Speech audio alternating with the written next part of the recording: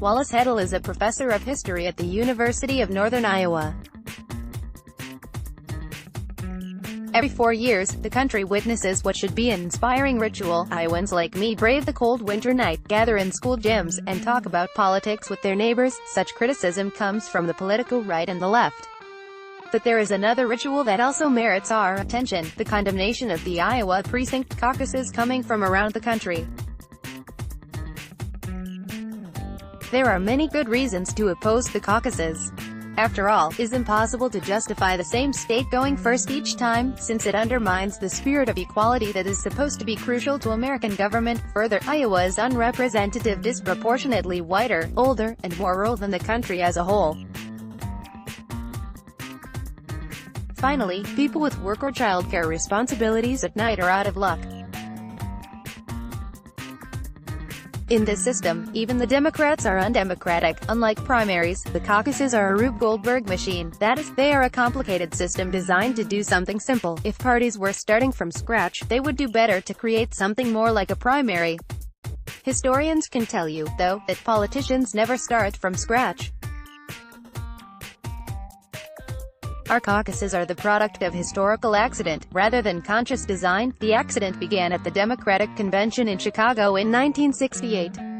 With cameras rolling, police officers attacked young activists who opposed the Vietnam War. Meanwhile, the party leadership, still loyal to War President Lyndon B. Johnson, nominated Vice President Hubert Humphrey, whose position on the war was ambiguous at best. To protesters and much of the press, it appeared that Humphrey had been handpicked by unelected pro-war Democratic Party leaders in a secretive process. Meanwhile, police violence against dissenters and even reporters on the streets outside the convention escalated into chaos. The spectacle looked terrible to millions of voters watching on television, and the mess contributed to the Democrats' defeat that fall. Something had to give. While caucuses and primaries happened in a few states by 1968, most state parties used a smorgasbord of methods to insulate the nomination process from popular control. Often conventions featured multiple ballots in which delegates, not voters, made the final choice of a nominee. Now, more state parties began choosing their convention delegates through primary votes meant to empower average voters. Others turned to party caucuses. In these, at least in theory, party enthusiasts and volunteers led the proceedings. In 1972 and again in 1976, Iowa's precinct caucuses happened first by historical accident. Put simply, the complexity of the state's system for selecting national delegates, which is unknown to most of the public, generates a lot of meetings. The now familiar precinct caucuses are only the start of Iowa's system for selecting delegates, which continues long after journalists have left the state.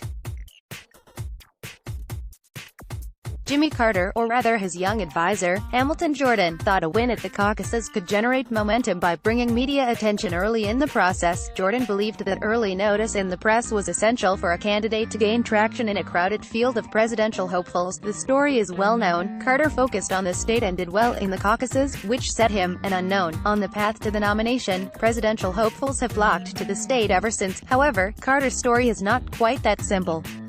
First, Carter didn't exactly win.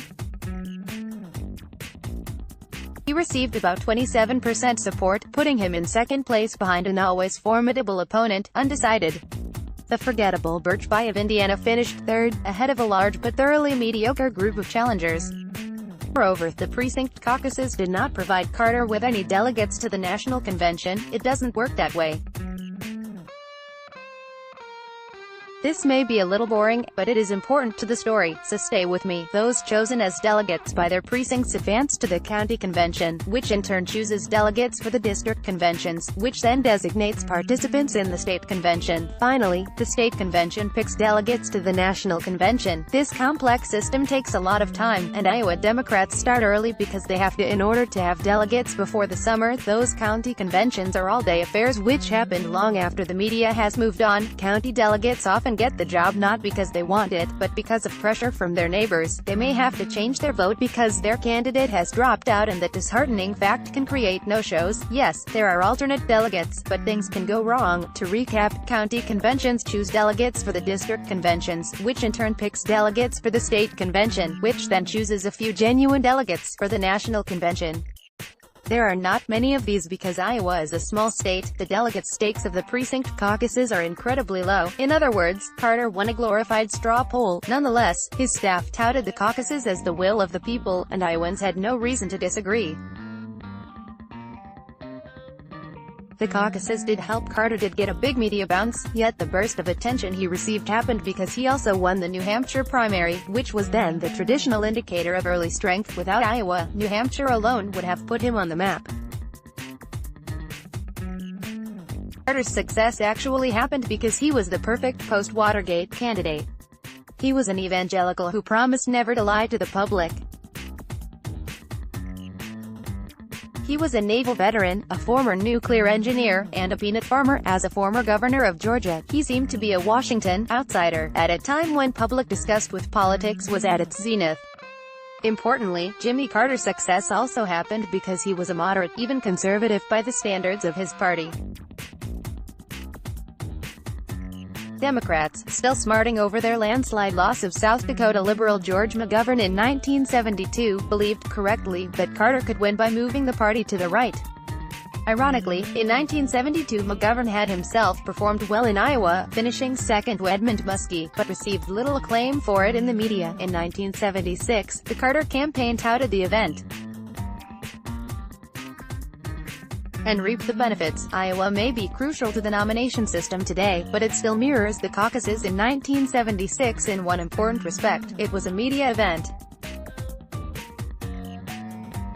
It mattered, not because it produced delegates, but because it gave Carter media attention. The caucuses were real politics in the same way that Celebrity Apprentice was reality television. The Chicago protesters in 1968, while being pummeled by the police, chanted, "The whole world is watching," and it was.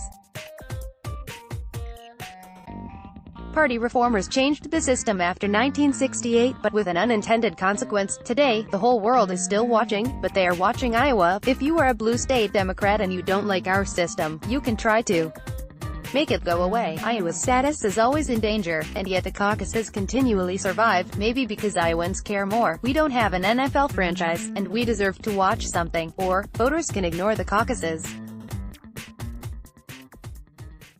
In 2008, John McCain skipped the caucuses, which he viewed as a lost cause given his opposition to tax credits for ethanol. He won the Republican nomination. Michael Bloomberg, a far richer man than Donald Trump, has launched the extraordinary experiment of skipping the first 4 states and saturating the big media markets. Most pundits would tell you Bloomberg is doomed to fail, but you have to admire the impulse. He is ignoring us, which is probably the best way to minimize our importance.